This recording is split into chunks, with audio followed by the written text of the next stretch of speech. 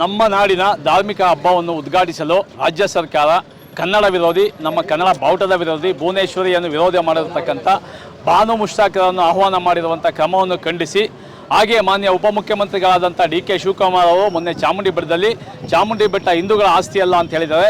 ಇವೆರಡು ಹೇಳಿಕೆಗಳನ್ನು ಖಂಡಿಸಿ ನಾವಿಂದು ಪ್ರತಿಭಟನೆ ಮಾಡ್ತಾ ಇದ್ದೇವೆ.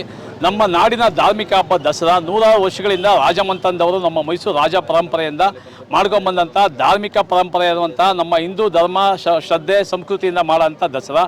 ಬಾನು ಮುಷ್ತಾಕರವರು 2023ರ ಜನ ಸಾಹಿತ್ಯ ಸಮ್ಮೇಳನದಲ್ಲಿ ಮಾತನಾಡುವಾಗ ಕನ್ನಡಿಗರಿಗೆ ನೀವು ಕನ್ನಡಮ್ಮನನ್ನು ನೀವು ಭುವನೇಶ್ವರಿಯನ್ನಾಗಿ ಅಲಂಕಾರ ಮಾಡಿದ್ದೀರಿ, ಬಾವುಟವನ್ನು ಅರಿಶಿನ ಕುಂಕುಮದಿಂದ ಮಾಡ್ಕೊಂಡಿದ್ದೀರಿ, ನಾನು ಹೇಗೆ ಒಪ್ಪಿಕೊಳ್ಳಲಿ ಅಂತ ಹೇಳ್ತಾ ಇದ್ದಾರೆ.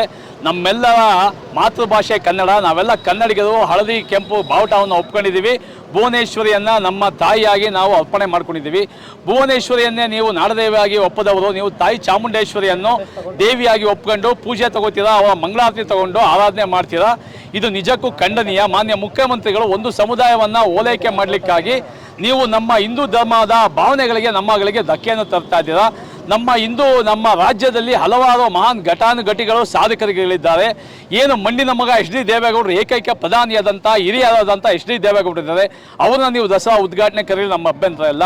ಅಥವಾ ಕಳೆದ 7 ದಶಕಗಳಿಂದ ಕನ್ನಡ ನಾಡು ನುಡಿಗಾಗಿ ಹೋರಾಟವನ್ನು ಮಾಡ್ತಿರ್ತಕ್ಕಂಥ ಕನ್ನಡ ಚಳವಳಿಗಳ ನಾಯಕ, ಅಗ್ರಮಾನ್ಯ ನಾಯಕದ ಅಂತ ವಾಟಾಳ್ ನಾಗರಾಜನ ಆಹ್ವಾನ ಮಾಡಿ, ಅಥವಾ ಇತ್ತೀಚೆಗೆ ಪದ್ಮಭೂಷಣ ಪ್ರಶಸ್ತಿ ಬಂದಂಥ ಏನು ಅನಂತ್ ನಾಗರ್ ಅವರನ್ನ ಕರೀರಿ, ಅಥವಾ ಸಾಲುಮರದ ತಿಮ್ಮಕ್ಕ ಹಲವಾರು ಗಿಡಗಳನ್ನು ಬೆಳೆಸಿ ಕಾಡನ್ನು ಬೆಳೆಸಿರ್ತಕ್ಕಂಥ ಸಾಲುಮರದ ತಿಮ್ಮಕ್ಕನನ್ನು ಕಳೆದ 8 ವರ್ಷಗಳಿಂದ ಕರಿತೀವಿ ಅಂತಿದ್ರೆ ಅವ್ರನ್ನೂ ಸಹ ಕರೆದಿಲ್ಲ. ಇವೆಲ್ಲಕ್ಕಿಂತ ಹೆಚ್ಚಿನದಾಗಿ ನೀವು ಬೂಕ ಪ್ರಶಸ್ತಿಗೆ ನೀವು ಉದ್ಘಾಟನೆಯನ್ನು ಕರೆಸಬೇಕು ಅಂತಂದರೆ, ಬೂಕ ಪ್ರಶಸ್ತಿಗೆ ಮುಖ್ಯ ಕಾರಣವಾದವರು ಅನುವಾದ ಮಾಡಿದಂಥವ್ರು ಏನು ದೀಪಾ ಬಸ್ತಿ, ಅಟ್ಲೀಸ್ಟ್ ದೀಪಾ ಬಸ್ತಿ ಅವ್ರನ್ನ ನೀವು ದಸರಾ ಉದ್ಘಾಟನೆ ಕರೀರಿ. ಅವರು ನಮ್ಮ ಹಿಂದೂ ಧರ್ಮ ಪರಂಪರೆ ಅಂತ ನಡ್ಕೋತಾರೆ, ನಮ್ದೇನು ಅಭ್ಯಂತರ ಇಲ್ಲ. ಬಾನು ಮುಷ್ತಾಕ್ರವ್ರನ್ನ ನೀವು ಹೇಗಿದ್ರೆ ಮುಂದೆ ಇದರಲ್ಲಿ ನಡೆಯುವಂಥ ಡಿಸೆಂಬರ್ಲಿ ನಡೆಯುವಂಥ ಅಖಿಲ ಭಾರತ ಕನ್ನಡ ಸಮ್ಮೇಳನಕ್ಕೆ ಅಧ್ಯಕ್ಷನಾಗಿ ಘೋಷಣೆ ಮಾಡಿದ್ರ, ಅಥವಾ ಮೈಸೂರಿನಲ್ಲಿ ನಡೆಯುವಂಥ ದಸರಾದಲ್ಲಿ ಯಾರ ಕವಿ ಗೋಷ್ಠಿಗೋ ಯುವ ದಸರಾಗೋ ಯುವ ಸಂಭ್ರಮಕ್ಕೋ ನೀವು ಎಲ್ಲಿಗ ಕಳ್ಕೊಳ್ಳಿ, ನಮ್ಮ ಅಭ್ಯಂತರ ಇಲ್ಲ.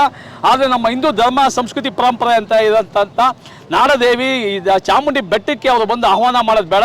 ನೀವು ಇದಕ್ಕೆ ಆಹ್ವಾನ ಮಾಡದೇ ಆದರೆ ಅಂದಿನ ದಿನ ನಾವು ಕನ್ನಡ ಪರ ಹೋರಾಟಗಾರರೆಲ್ಲ ಸೇರಿ ಕಪ್ಪು ಬಾವುಟವನ್ನು ಸರ್ಕಾರಕ್ಕೆ ಪ್ರದರ್ಶನ ಮಾಡ್ತೀವಿ. ನೀವು ಒಂದು ಧರ್ಮದ ಓಲೈಕೆಗಾಗಿ ನಮ್ಮ ಹಿಂದೂ ಧರ್ಮಗಳ ಚಾಮುಂಡಿ ಬೆಟ್ಟವನ್ನು ವಿರೋಧ ಮಾಡ್ಕೋಬೇಡಿ ಅಂತ ನಿಮ್ಗೆ ಎಚ್ಚರಿಕೆಯನ್ನು ಕೊಡ್ತಾ ಇದ್ದೇವೆ.